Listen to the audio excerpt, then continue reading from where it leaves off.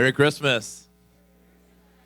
Right now, I think a lot of us are saying, man, I hope that the wind will die down.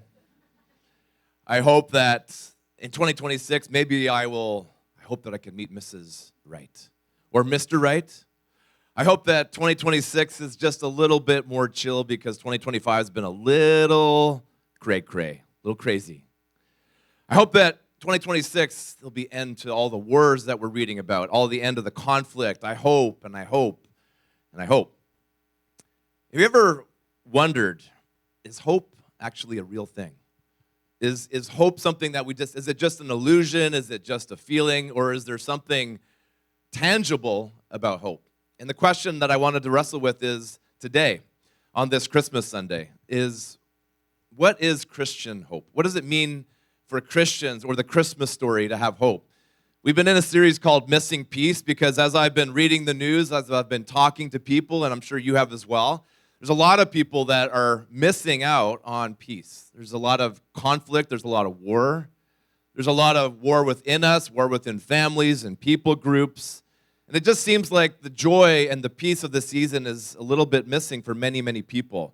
And so we've been spending the last couple of weeks asking questions like, where do I belong and where do I fit and is there purpose for my life? And so today I want to conclude this series by asking that question, is hope real? Is it a real thing? And the second question that dovetails with that is, what is Christian hope? Here's what we know about hope, and I think you know this. It's almost impossible. It's almost impossible to live without hope. That without hope, our physical bodies deteriorate, our health deteriorates, our mental health certainly does. We can't live without hope for very long. And so this message is very important. And so when it comes to hope, to construct hope in a divided world, a conflicted world, an anxious world, a world where there's mental health spiking, where do we find hope?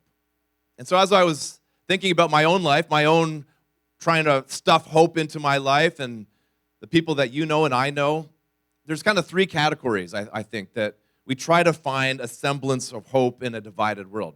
The first is that we try to look for hope within ourselves. That through our tenacity, through our intellect, our creativity, maybe our network, that we're going to have a better 2026 because of us, our work, it's upon us and on our shoulders. And we like to have that control. Others of us, we don't look within ourselves, but we look to other people. Maybe we look to a political leader. Maybe we look to, if you're sick, you look to a doctor or to a cure. Perhaps looking to legislation to change something that's bothering you or something that will unlock potential. So many of us even look to our family members, maybe to a spouse or a parent or perhaps an aunt or an uncle to help us. Our hope is outside of ourselves. And then a third category of people, I think. When we think about hope, we think that, well, 2026, and with all of AI and all the technology and all the promise of research going on, that we have hope in progress, that maybe better education, better access to health care, better technology will solve the crises of our world and solve the problems that's bothering us.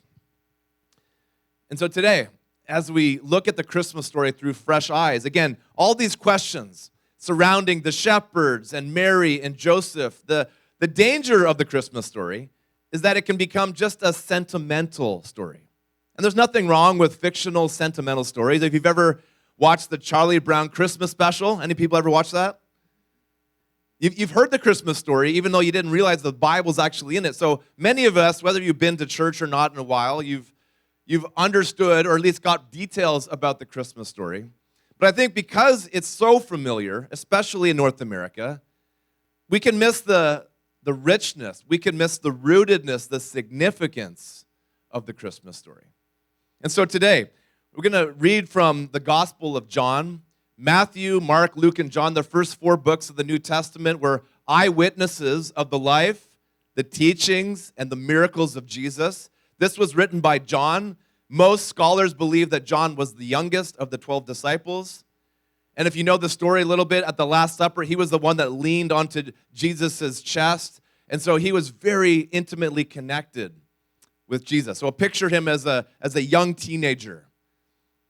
And so John actually authored 5 books of the New Testament, and he records differently than Matthew, Mark, and Luke. He tells us the significance of the hope of Christmas through his eyes. And so John chapter 1, verse 1, this is God's word for us this morning.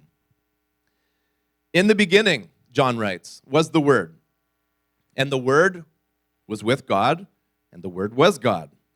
He was with God in the beginning, and through him all things were made. Without him, nothing was made that has been made. He continues, in him was life, and that life was the light of all mankind. The light shines in the darkness, and the darkness has not overcome it. Verse 9. The true light that gives light to everyone was coming into the world. He was in the world. Listen to this next part. He was in the world, and though the world was made through him, the world did not recognize him. He came to that which was his own, but his own did not receive him. And yet, to all who did receive him, to those who believed in his name, he gave the right to become children of God, children born not of natural descent, nor of human decision or a husband's will, but born of God. And John concludes this section by saying this, the Word, this person, this Jesus became flesh. And he made, say this next part with me, and he made his dwelling among us. We have seen his glory, the glory of the one and only Son who came from the Father full of grace and truth. And so John, again, an eyewitness of that great miracle where Jesus turned H2O into Merlot. Is that too early for that joke? Water into wine? John was there for that. John was there for the feeding of the 5,000 with that little boy's lunch as he multiplied the food. John was there when he even raised Lazarus from the dead. John saw some really cool stuff.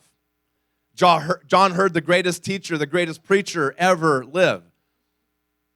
And John, unlike the rest of the authors of the New Testament, was actually present at the cross to watch Jesus die. John saw the resurrection. So John saw a lot. And so he records for us 3 points that I just wanted to emphasize about this story. The first is that this light was actually Jesus, and he was the creator. You see, Christmas did not start on December 25th for Jesus. Jesus was before you and I ever existed. Jesus existed before the world and the universe ever was begun.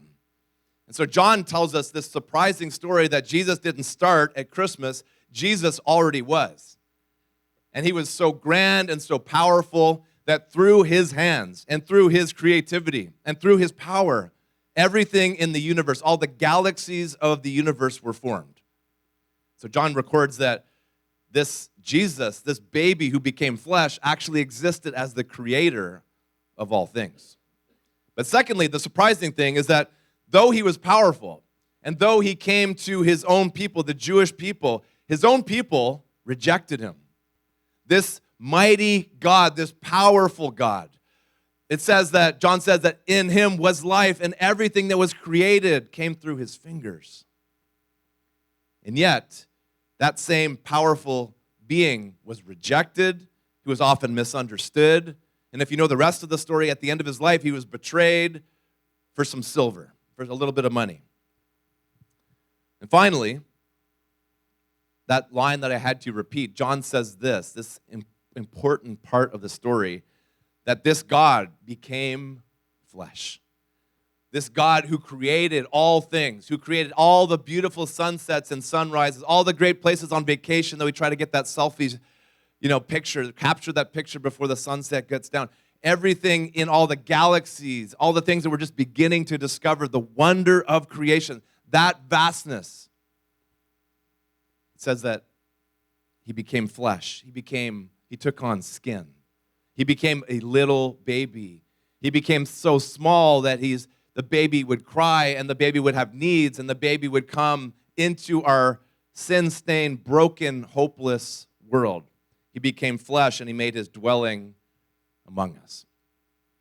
So we've talked a little bit about hope. And maybe just as I asked those questions from the beginning, maybe your head is starting to jog a little bit. Maybe you're wondering to yourself, well, where is my hope? Maybe my hope is to find that person or to make a bit more money, or maybe my hope is to get my permanent residency, and we pray for that, right, for many of us. We've got a lot of hope. Hope that we'll be healthier, hope that our kids will finally listen. And if you're Yancy, she's hoping that her husband will be a little bit less messy in 2026. And you guys can pray for me on that. Not likely, no.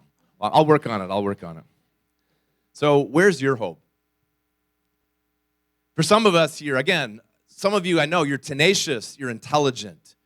Maybe you have a master's degree, or you're working hard towards your undergrad, and you're very creative, you're very intellectual, you're very successful, and you've got reason to be proud of yourself. You should be.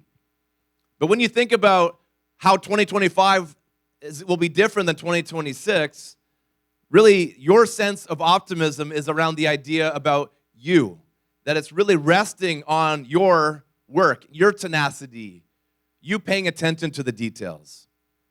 There's a lot of self-help out there, and there's nothing wrong with that per se, but at the end of the day, is your hope in you?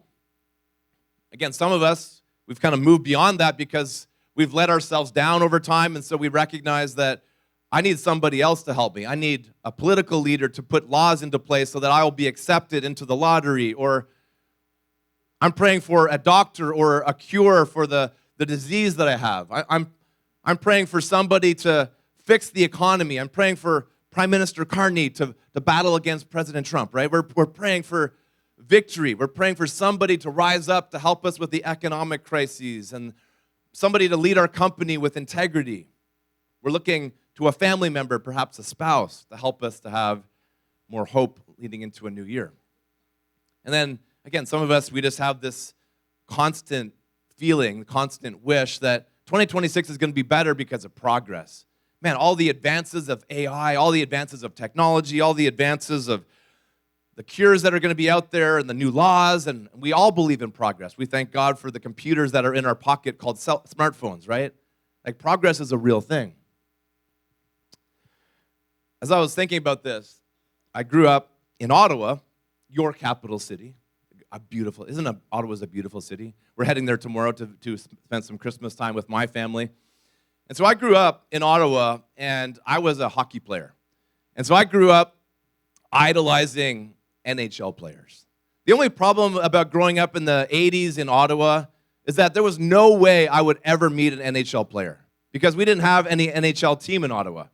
Of course, you guys have the Canadians, right? And so every now and then, like, somebody would drive to Toronto or drive to Montreal to go to an NHL game, but as an 8-year-old, I had never been to an NHL game, and there was just no way I would ever meet my hero, Wayne Gretzky. Maybe you've heard of him. I had a poster on my wall, Wayne Gretzky, the great one. Until one day,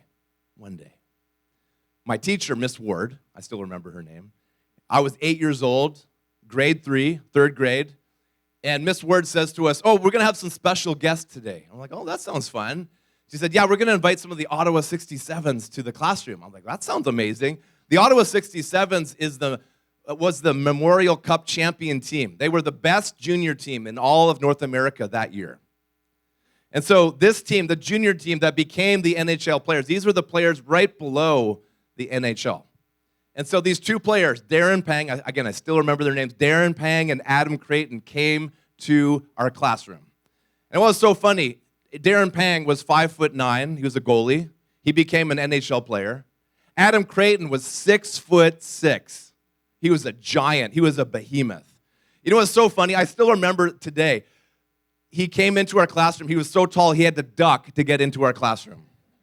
And it was hilarious. We all laughed out loud when he tried to sit in one of our little tiny 8-year-old desks. Like, his knees were coming up over the desk. It was hilarious. And they read us some stories, and we met to meet them, and they signed autographs. And it was so cool because I would never get a chance to meet an NHL player unless my teacher invited them and they came into our classroom. They sat with us. They ate with us. They signed autographs. It was incredible. And I thought at the end of that, you know what? Maybe one day I could be an NHL player just like them. Maybe I could be big and strong. Maybe I'll be 6'6" like Adam Creighton. Maybe I'll be the captain of my team. It just gave me the sense of hope, meeting these heroes, meeting these great hockey players, that somehow I would be able to achieve greatness too. And I think all of us in that classroom when we were 8 thought the same thing. You know what the wonder of Christmas is? Jesus, the creator of the universe, came into our classroom. He walked into our door. He sat with us. He shared our experiences. He showed us what life was like. He gave us access to something that we would never have access to unless Jesus was born as a baby. Again, John says to us that this creator, this mighty God, wasn't just powerful, wasn't just out there or up there, that this God came down and was one of us. He took on skin. He made his home, his dwelling among us. And so, the question I just wanted to briefly answer: what is hope according to Christians? What is hope according to the Christmas story?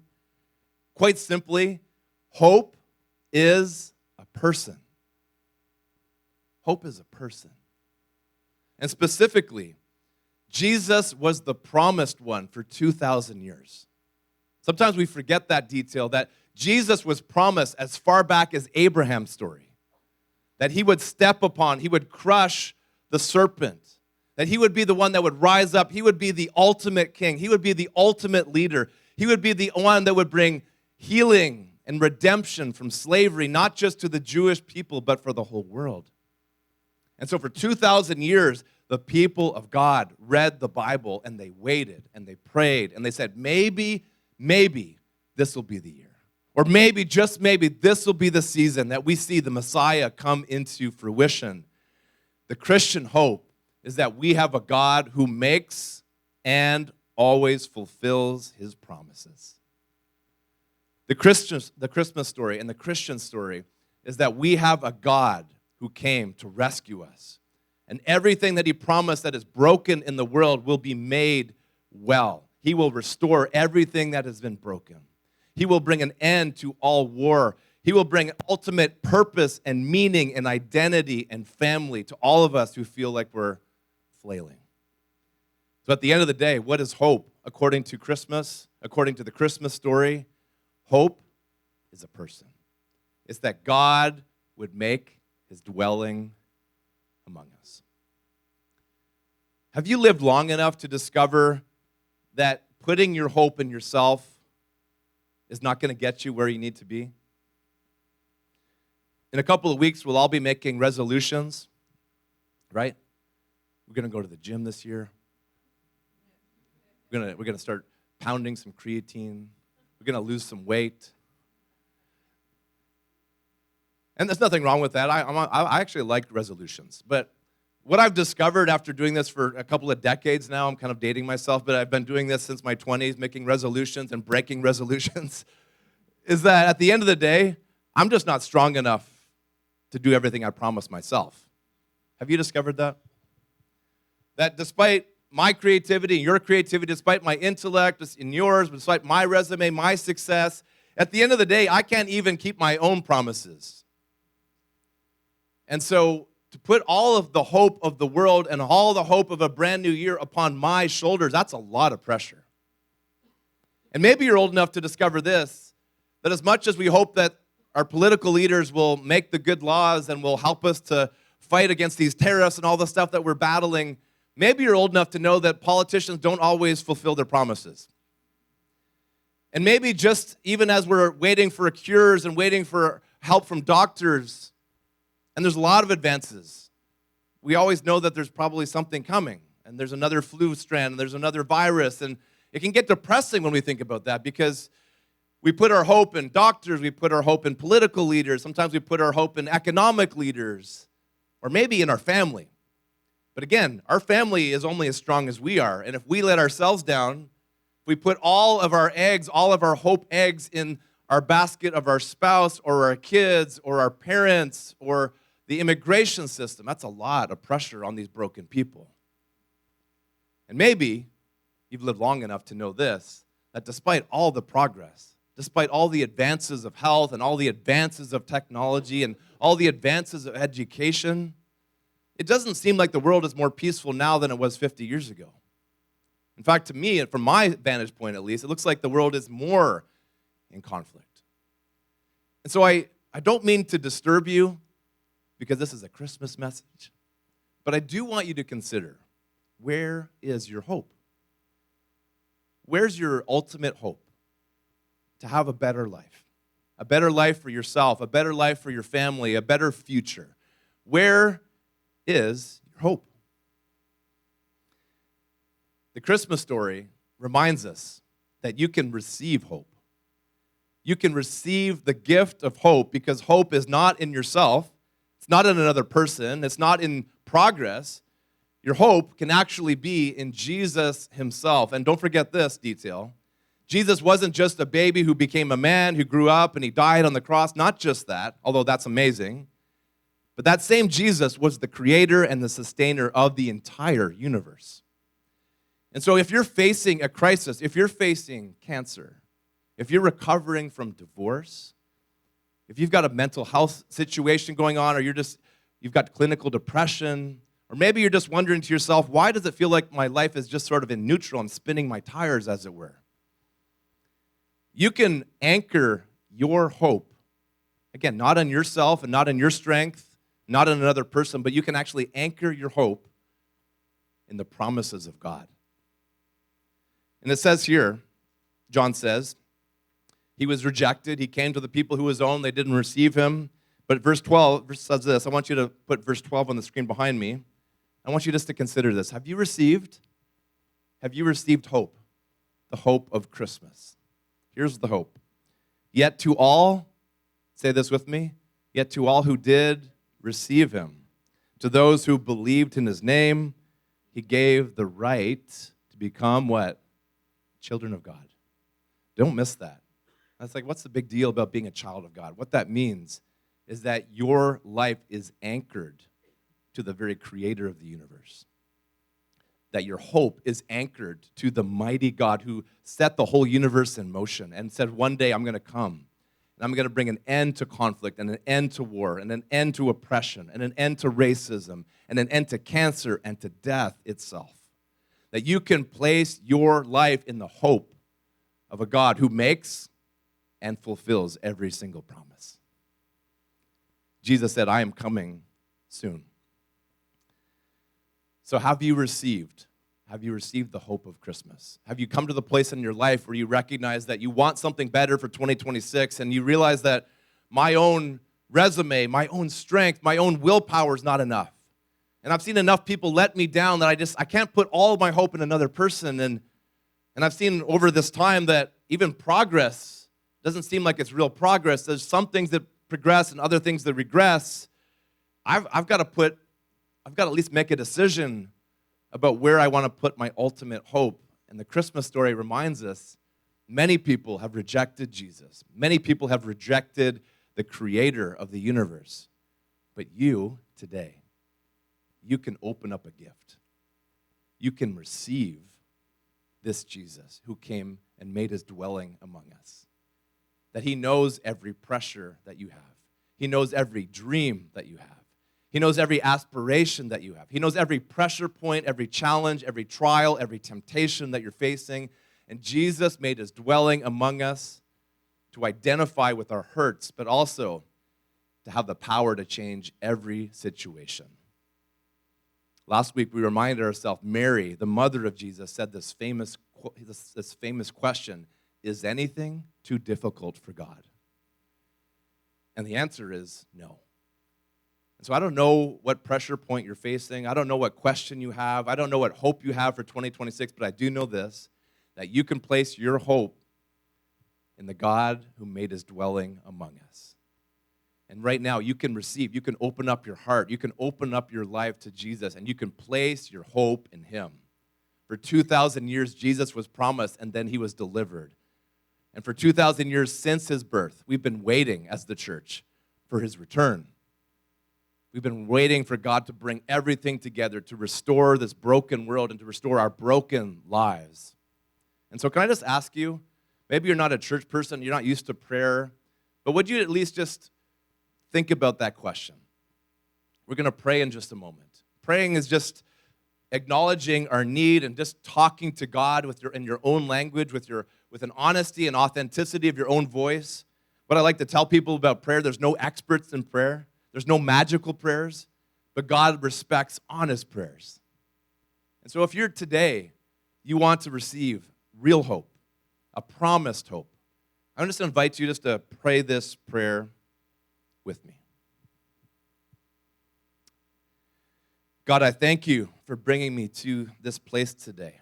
And all these questions that I've had, that it's so amazing, God, that you've answered these questions, that you must be alive, you must be real, because these are the very questions that I've been having.